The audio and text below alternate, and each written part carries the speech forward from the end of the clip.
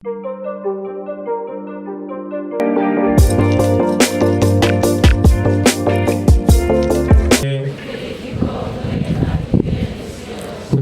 kwiwe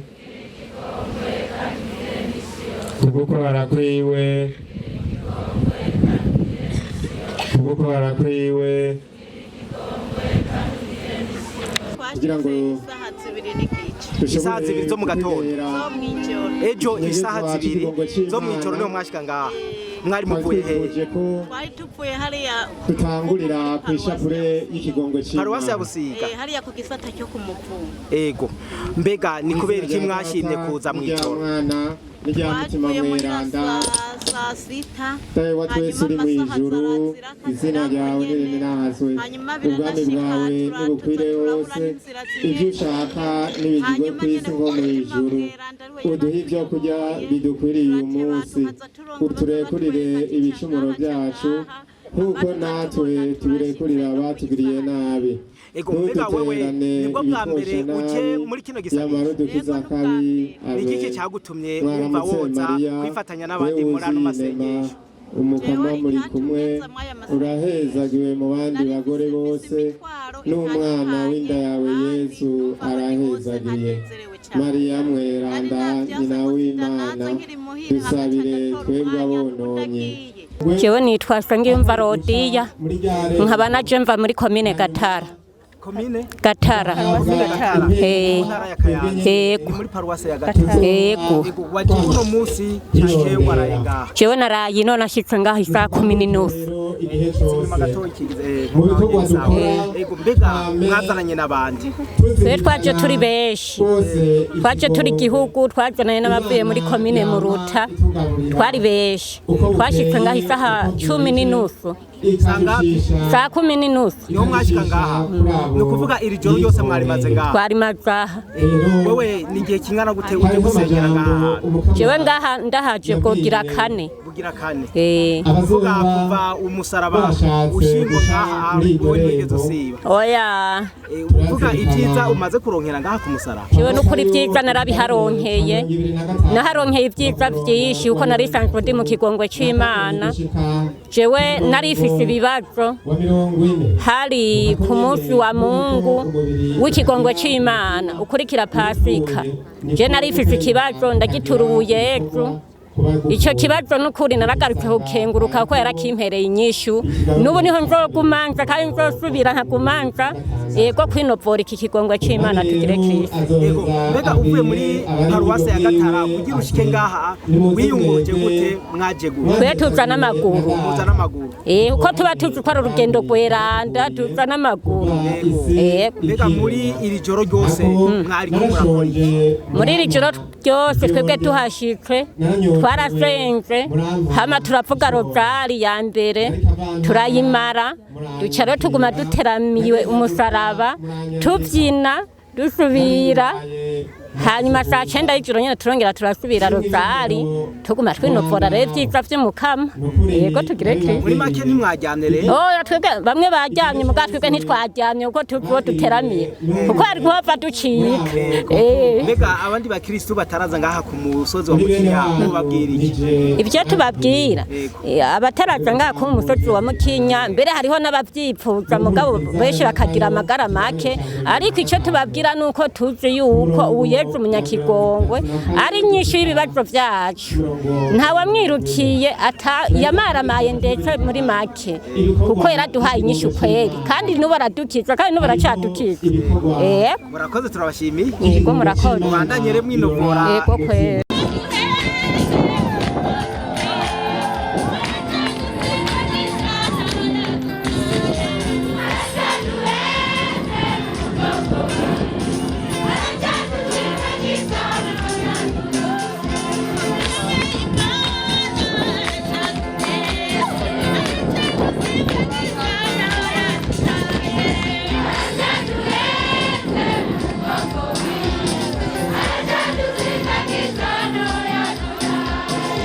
Jeni twagarevasi miburo nkabamvuka muri paruwasi Ruganza mu gisagara c'Imwendo. Uno musi tugusanze ku musozi wa Mukinya. Yego. twashitse sayizeri y'umugoroba ku mugoroba kuvuga waraye hano uwo tubwira ingene wiyumva ubona waravuye muri paruwase Ruganza ukaza ukarara ngaha ku musozi basha nukuri ko kamwemwe mfise nuko naraye mbohotse cyo nyari mfise ingwane mu kuguru ariko ubu ndumva neza yuko nazo ndasinagira buke buke ariko ndumva ubu nza gusimba bugeregere kugira ngo nshike mu Kayanza atangorane kabisa neza cyane nayo mbotse gose mbega wahora uza gusengera hano hantu oya mbubaye ubwa mbere mbwa mudamu wanje yari yaje nanje mvuga ati nanje ugeze bo ntazonsiga yego wowe nk'umukristo umusaraba hari icyo ukwigisha gose gose uranyigisha byinshi uko warambohoye umwami yarambambiwe ko yego cyane byinshi gose mwaraye murasenga yego cyane uku kuguru kwawe kuravuga ko kwari kurwaye yego umwanya wumvise igihe wari kurasenga ukumva ati muri aka kanya numva ndabohotse wo kwibuka umwanya wari ko bari nka saa sita yego cyane wumvise bigenze gutyo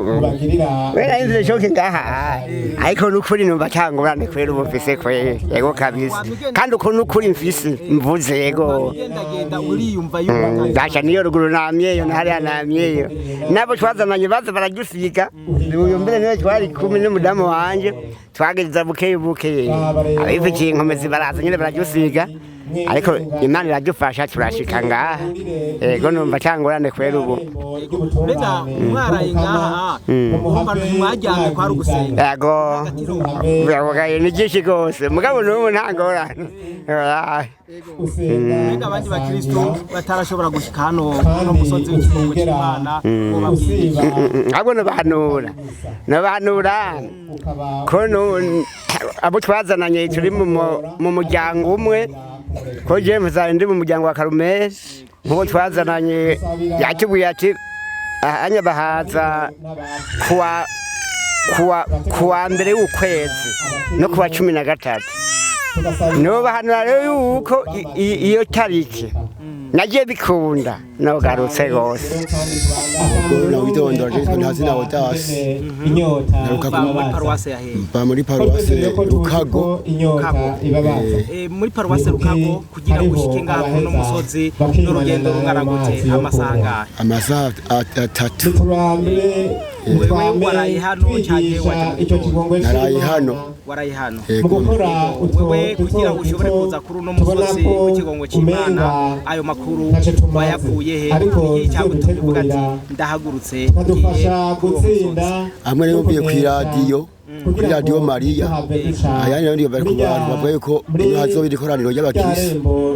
naje abana nzojayo kuki utahisemo kuzuno munsi ukavuga ati hajya hantu jewe ndararayo nashatse ntiramane n'abakirisi nkanje kugira naje ntaho ricimana iduhanura uno munsi wamaze ijoro ryose uri kurasenga hari akarusho ubona wagize mu bukristo bwawe yego ndari dakabonye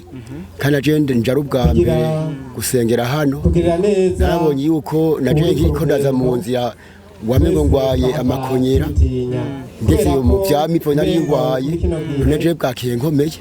wumvise neza ko wakiye yego ruko ndatambuka neza cyo kuvuga ngo nukwigirisha urabyemeza ukabihamya ati jewe naraye nkije jewe ndabishigiye ntaye yuko nkomeye n'ukuri yego cyane uvuga yuko byabaye nko mu masaha ya cyane mu masaha 8 y'ijoro hari ikintu wumvise gihindutse mu mubiri ukavuga ati numvise nyimba ari binyanya cyane numvise ari ikintu kivunitse numvise ikiwa muvuga ati ndakize numvise shingwa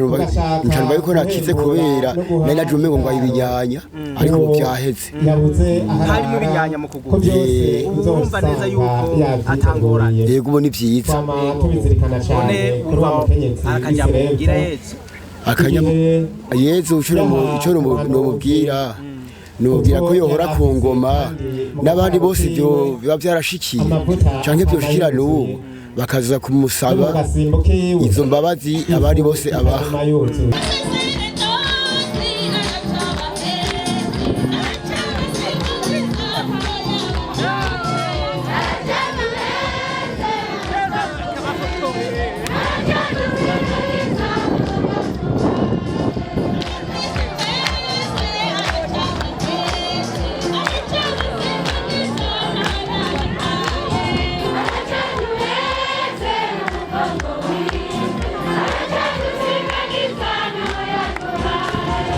yego uti nawe ntiwongera utavuze mbega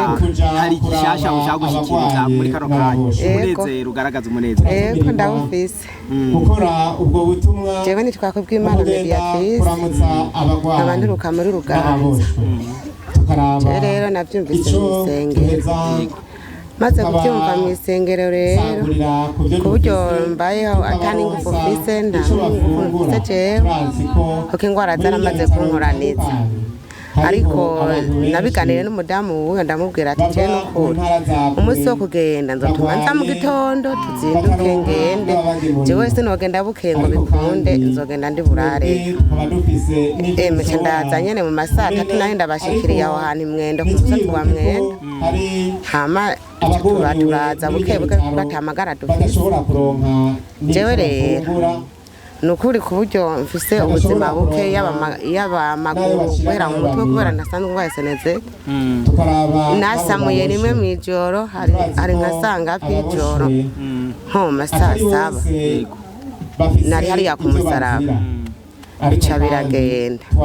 hama ca ndaza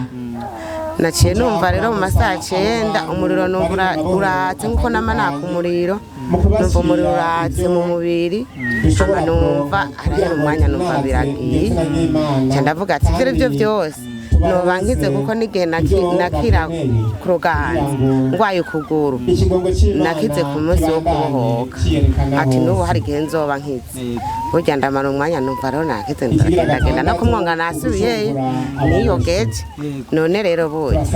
umukama niwe mwungere kuko niwe ashobora kuturagira kugira dushike muhira n'uwo mwanya n'isaha niwaza kutuzigama yazigamye n'ibibondo twasize muhira ibicungere kuko iri joro ryose twaraye ngaha n'ukuri Imana yaduhezagiye yego yadushimiye cyane kubera nta n'umwe yagize ingorane twese twabitse dukomeye kandi urabona ko tumeze neza nta ngorane dufise n'ukuri Imana ihabwe icubahiro nawe urafise intahe ushaka gushinga yego je ndayifise yego je akazina kanje nitwa Cyongera Telefoniya imva muri paruwasi ya Ruganza mu gisata ca Mwendo je narifuje gushika ngaha kuva bakavuga ati ku Mukinya hariho urukiza ariko rero sinari bwaronka akanya kuko hashika ubu rero narumvise umuhamagara umpamagara nyarukuze kuraba umukiza hariya ku Mukinya rero naraje jo ndagenda mpaka shike ngaha Sizeri turateramana n'umukama ndamuraba nawandaba numva mu mutima hariho ikintu gihindutse mu mutima hari ikintu kimeze nk'ikibuye numva ndagenda ndacakira umukama ati ngumya Yezu mu mutima yarangumije numva cya kintu kiragiye hama ndonga ndagenda nti Yezu ndaguhereje uku kuguru kwanje ndakugwaye imyaka 5 kuntera ingorane umuti ndawukuri Bujumbura ino mu karere kino mu Kayanza na Ngozi nta wari uhari ndagenda ndamuhereza uko kuguru kwa kuguru nagiye numva ibinyanya byose birimwo numva birashotse biravuyemwo ndamubati Yezu ndagusabye nkupfumbatire nka kujya kwa Tereza w'umwana Yezu unkize ku kuguru je ndumva yuko menga sinosubira mu Kayanza mponyanga ndaguhaye uku kuguru kwanje cyanumva ikintu cyari cyambujije kuguhonyangisha nicaye hano nicaye cyanumva cya kintu kirasokotse nk'igicumu numva kiragiye Yezu ashimwe Chandagaruka ngaha anya mukubyina naje nkubita umugere Yezu uranigera hejuru n'abari basinziriye nababyuye ati nguwo Yezu araje dusize akanyamuneza kari kose tugire Kristo yego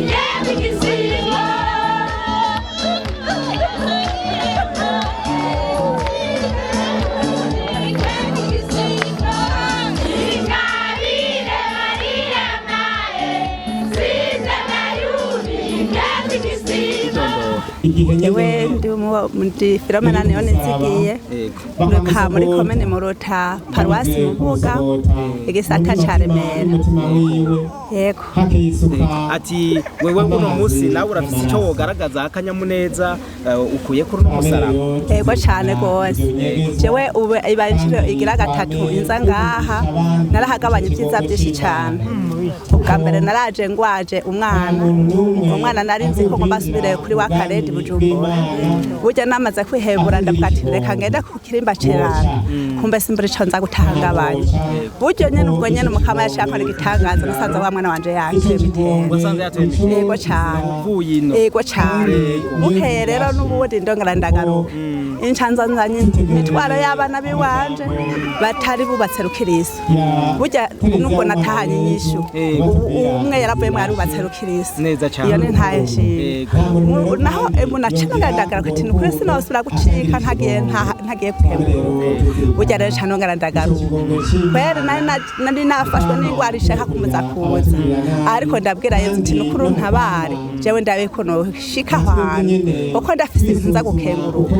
ubu rero nanazanywe no gukenguruka kandi narakengurutse cyane gose kubera ibyiza byinshi namusabye yarabimpaye n'ubuzima bwari bwaramvuye ko umwe mwarekera musubiza cyane gose ubu ndumva akomeye muri Yezu gose nico gutuma umusaraba kwere zo ukaba misose ndahatonda kwakengurukira kandi nkigisha n'abandi kindi muze tuza kugabana ibyiza byinshi ku murambi mweranda n'ubundi acankorera igitangalo tugeze mu nzira haraho umuntu w'umuntu yipfuza kuza ngaha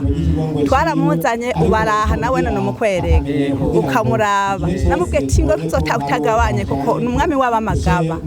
ego murakoze cyane turabashimiye kuri iyo ntahe izokubaka abandi benshi nabo bazoshobore kuhaza gata abandi bagabanira natwe twahumvise ego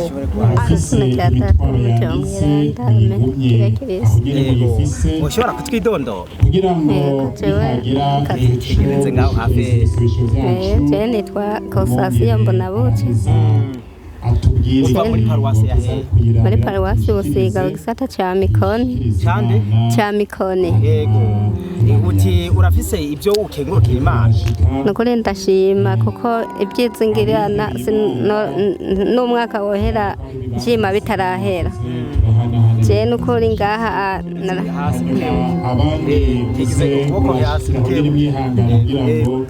je yarangiriye neza yarampaye ubuzima nitoye umukama Yezu je yaramfashije nari mfise ubumuga ndakurikirana amasengesho nukuri ntako atakoze je sinogiye ahantu kure ariko nagiye nditura ingendo nyeranda ngenda nituranye n'amasengesho ibyo mwisi nyene ndavuga nti mukama Yezu je ubu niwe niyeguriye jewe nukuri kwa Yezu ngaha ndaza mva kwico gisata mpetse n'akakutsukuru